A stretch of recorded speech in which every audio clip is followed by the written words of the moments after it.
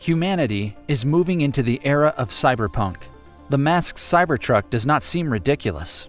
The future depends on you and me, positive or apocalyptic. Be ahead of time, whoever believes in a positive outcome. I believe. We are the rebellion.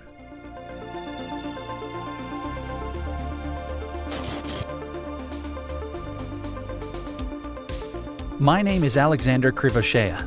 I'm an engineer, inventor, and product designer. I love cyberpunk computer games, and in real life, I create complex mechanisms. I do not like knives. However, this item is necessary for all the inhabitants of the modern world. Creating a cyber device was my dream, and a year ago, I decided to implement it.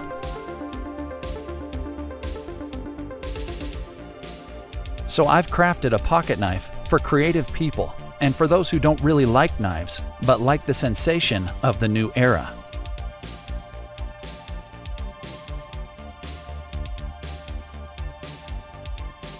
The situation in the world is changing with fast progression, but Inertix goes ahead of the time, and its product is in the spirit of time created for the present. Support us on Kickstarter. Stay safe and creative.